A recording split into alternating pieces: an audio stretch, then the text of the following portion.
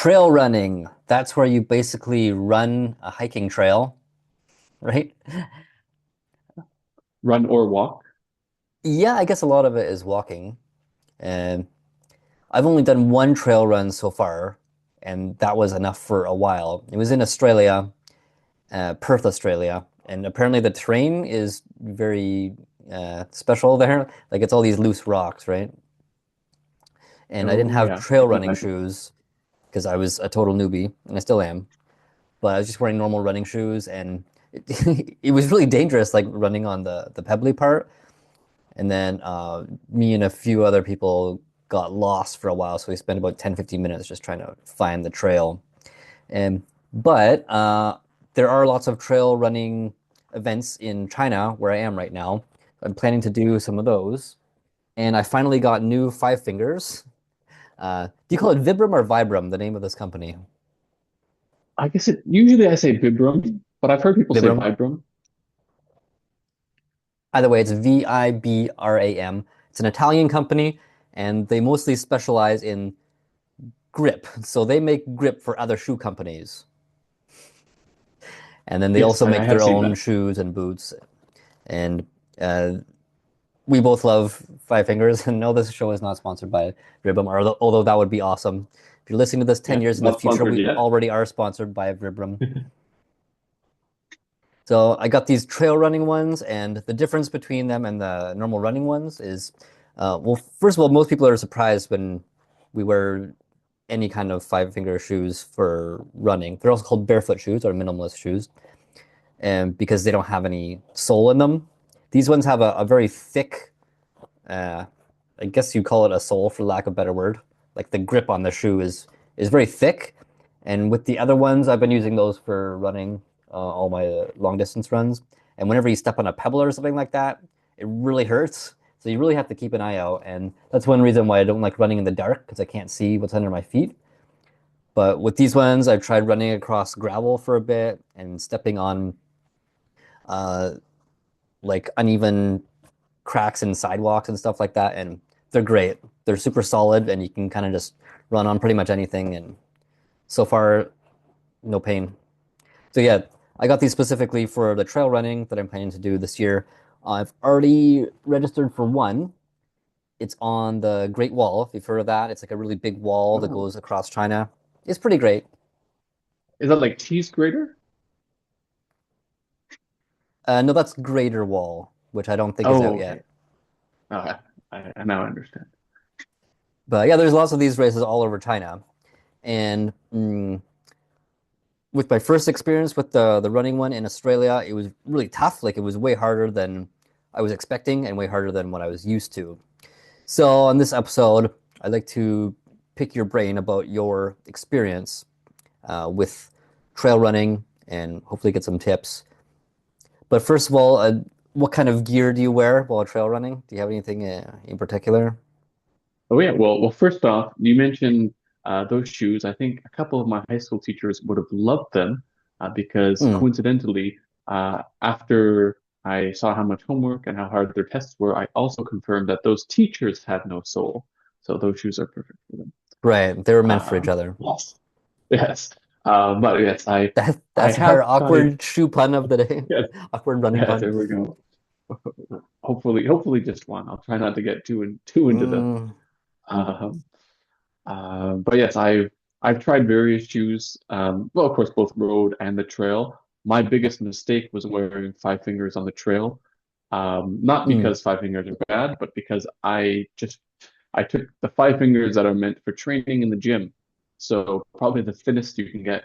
And I ran an ultra marathon trail up the mountains on Jeju Island, which has lava rocks, and those really hurt to step on. And that Because was they're all one of the hot and most everything painful too. experiences. Yeah, yeah, exactly. Yeah, but yeah, that was one of the most painful nights of my life. Maybe one day I'll talk about that in an episode. But yeah, getting shoes with the right protection and the right amount of cushion, even though we both like minimalist barefoot shoes, finding something that's meant for a trail within that is also very important. Even if you do have a lot of huge cushion, of course you're not going to wear like what Elliot Kipchoge wears to beat world records. if you take that to the trail, probably not a good idea because even though there's lots of cushion, things like stability and kind of terrain they're meant for is very different. So do research and try different things before you commit to a big run. Try it out safely and I guess very slowly work your way into it is what I talk about for gear. And of course, on a big trail race, my go-to piece of gear is my dinosaur costume because it's Of very good course. for staying warm. It's Right. yeah, yeah, That's it's its main very function. warm. Exactly, that's the main function, and it's bright, so easy to see at night. Because Mm. last October, I was in a trail run, the one on Jeju Island, and in the middle they have a random gear check, and if you don't have the required gear for safety reasons, you are not allowed to continue running. And she said, "Oh, you don't have any warm clothes in here." And I said, "Excuse me, have you seen the fact that I'm wearing a dinosaur costume?" I said, "You're right, that does look pretty warm." And she let me go. But I almost got questioned and had to maybe stop running because I didn't have extra warm clothes. But yeah, Stay by the having dino. the right, yeah, yes, yes. Thank you, dinosaurs. Sorry I couldn't save your friends from extinction. A But little bit yeah, late to the that's game. my main gear. Yes. Mm. And when's the next one you're doing? So the next trail, I just missed registration on one yesterday, so I'm going to email them and see if they let me in. Mm. Um, but if I can get in, it will be at the end of February in Ha Giang in Vietnam. Oh, cool. And yeah, um, but it's technically registration is closed, so and it says contact Mm. us for registering more. So we'll see. Okay. If not, I'll find another chance, hopefully sometime soon. If the registration numbers are uh, high enough that they'll still do it, but low enough that they can still get a lot of people in, then they'll probably let you go. And it's just one Yeah, day, that right? would be nice. Depends Yeah, on yeah, the it's one this flexibility. one. I find the Yeah, smaller the event, the more flexible they are, and the bigger wait. ones, they're like, no, you have to sign up 3 months in advance.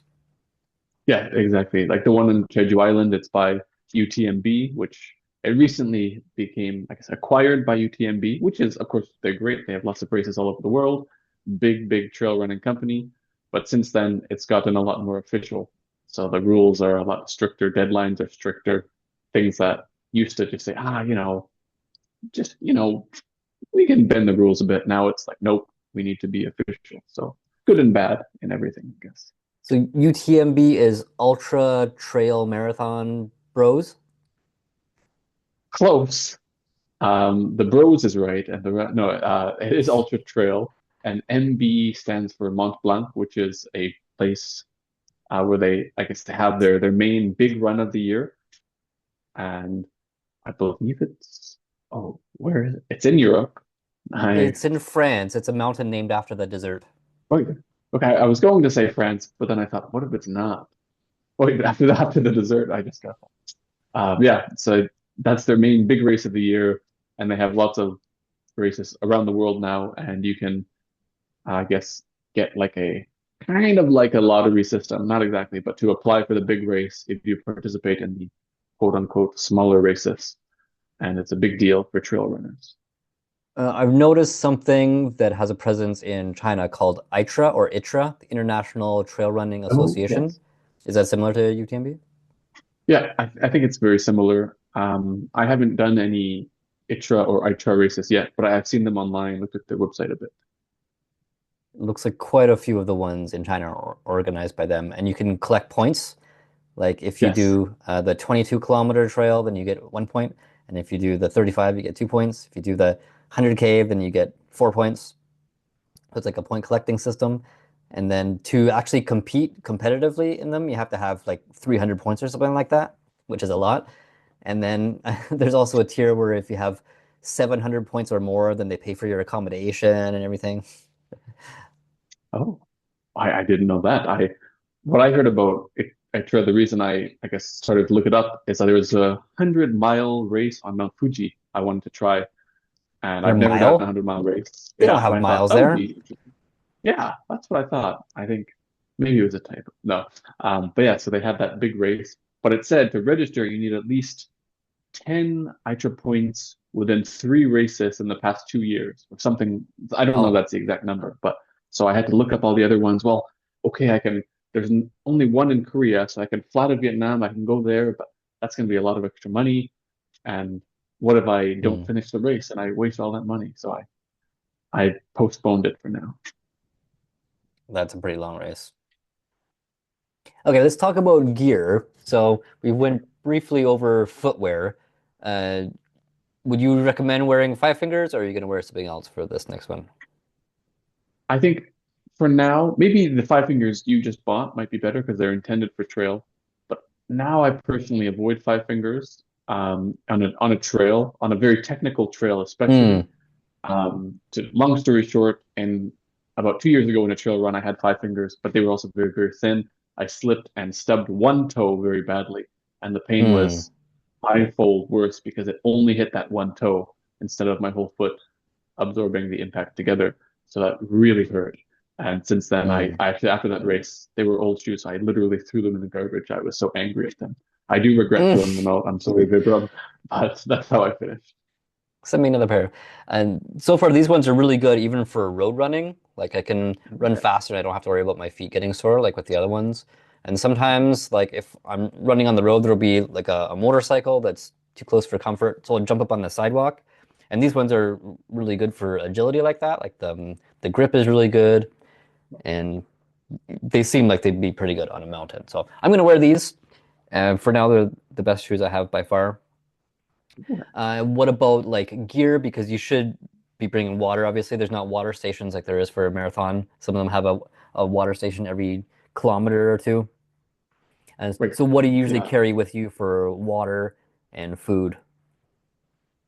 Right. So for water, I do have a pack that came with it's water bladder, as it's called, and it's a bladder for drinking out of. It has like a not a straw, but a little kind of suction. You can just With a bite sip the valve? water out of. That's what it's called. Yes, a bite valve.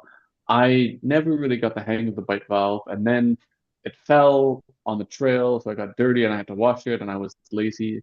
So I said, "Oh, well, I'll wash it tomorrow." So I put it in the bag, and I just switched to normal water bottles in the pack. So it's not efficient. If I was really trying to get a Hmm. fast time, I would get used to the bite valve and the water bladder. But for me, I just put a couple normal water bottles that I reuse and fill up at the beginning and fill up at stations in the middle. So they do have refill stations along the way, just probably farther apart than normal road Right. races, right?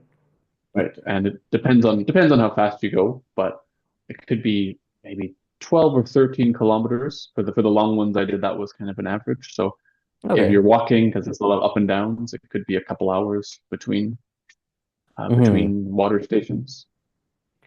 My water bladder is 1.5 liters. That should be Okay. plenty because you really only need like Yeah. 3 liters of water a day, Right. right? Okay. And food? Food. A lot of the trail runs. Another very good thing about trail running is there's so much food at the stations, Oh wow. and it's sometimes it's too much.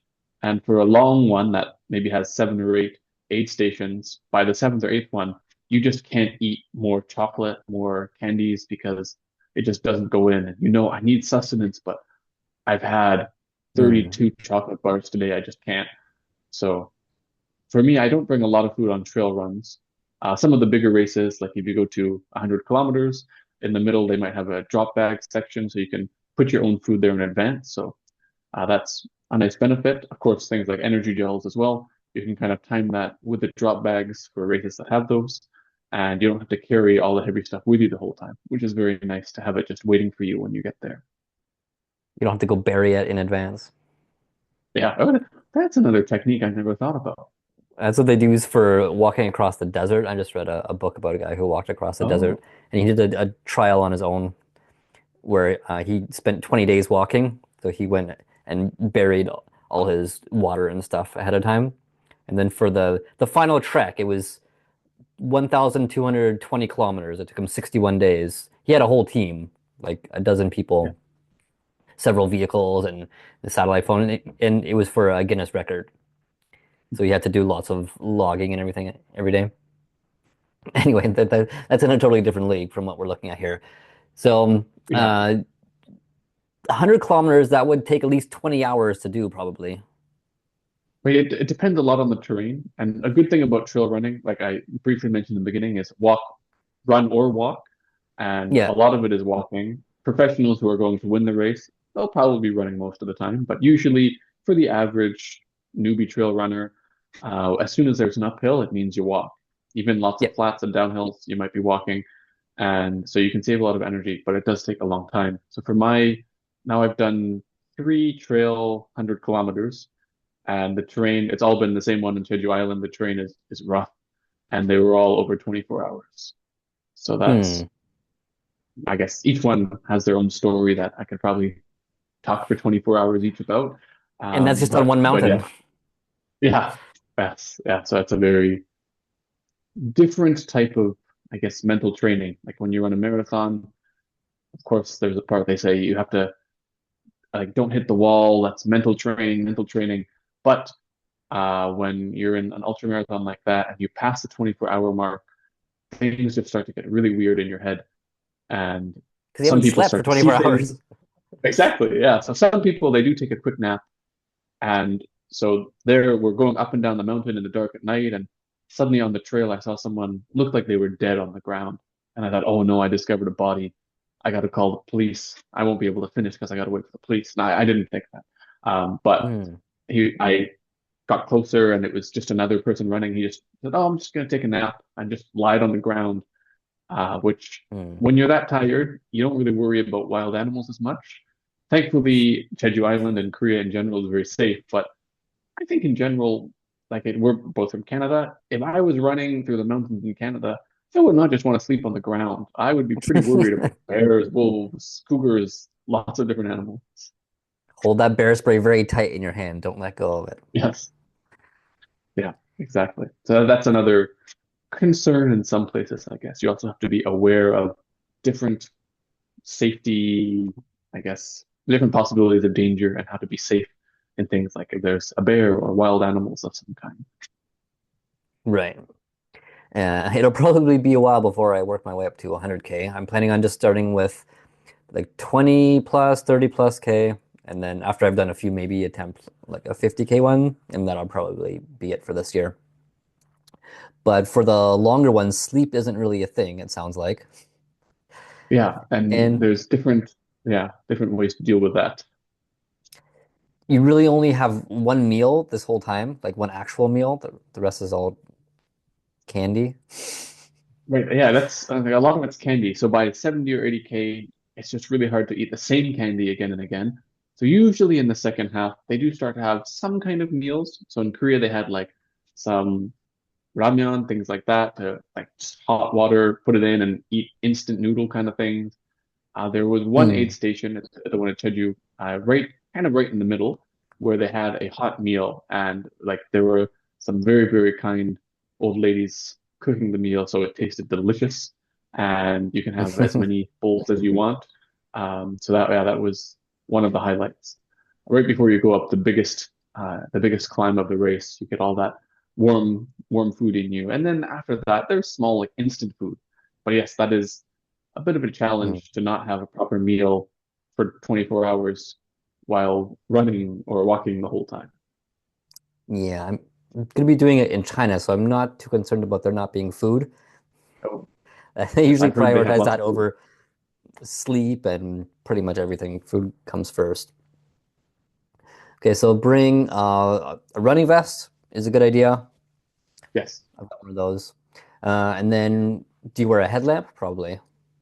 yes, and for many of them, headlamps are required to have at least two with extra batteries, depending on the length of the race. But yeah, headlamp is very, very important. And you mentioned before that you need to have a charge bank for your phone. Right, yeah, yeah, you need some kind of charge bank or yeah, and many of them are starting to require you to have a GPS downloaded into your phone. Not all require that yet, but it's becoming more common. So you can, like I said, a GPS route just in case you get lost or have any Hmm. issues. Yeah, let's talk about that. So what happens if you do get separated from the group and can't find your way back? Right. That's a good question. Thankfully, I haven't seen that yet. I'll figure it Um, out when it happens. Yeah, I guess yeah, they do go in a couple days before the race and they mark the trail. So when I went with UTMB, for example, since they are a huge company, if something bad were to happen to someone because they didn't mark the trail properly, whole company would fall apart. So they put in a lot of effort in marking the trail well. And Hmm. I, when it was nighttime and it was maybe 3 in the morning and I was just exhausted, I did almost miss the marker and walk the wrong way. Um, Thankfully, they do have like a kind of a very reflective tape or reflective Okay. shiny something on it. So as your headlamp turns, it really stands out, and you say, okay, I have to go that direction. Sometimes they might fall off a tree and it's hard to find. So that can be a bit frustrating. And sometimes the shiny lights are actually a deer in the forest staring at you, which is also kind of scary when it's 2 in the morning. But I didn't follow the deer, so I survived. Uh, the deer's probably wondering why you're staring at it. You're wondering why the deer is Yeah. staring at you. What are all these crazy people doing running through the woods? That's what I Why is do there every a day. dinosaur with a headlamp? Yeah. So many questions. And where are you going to carry all this? Like your power bank, your phone, your water, and you don't bring any food with you, like on your person? So I bring some basic food with me, but I've noticed from the Hmm. ones I've done, I've brought too much food and it kind of weighs me down. Yeah. Um, so I think, yeah, definitely having some at the drop bag if it's a race like that, or trying to ration it a bit better is something I need to learn. It gets better with experience. But yeah, having a running pack, and it does get a bit tough because sometimes there's a lot of required gear, like you need power bank, two headlamps, extra batteries, and even though if it's 10 a.m. to 4 p.m. and the drop bag is at 4 p.m., you often have to carry those extra things with you. And you think, well, I don't need them yet. I'll need them later when it's dark. But for Yeah. official rules and safety reasons, you need them. So it does kind of weigh you down. You can just fit all those in the pockets on the vest, For all that mine, it stuff. fits. Depending on, I guess some of them require like a raincoat, and I have unfortunately, like a Mm. very, very big rain poncho, which is really hard to fold up and put in.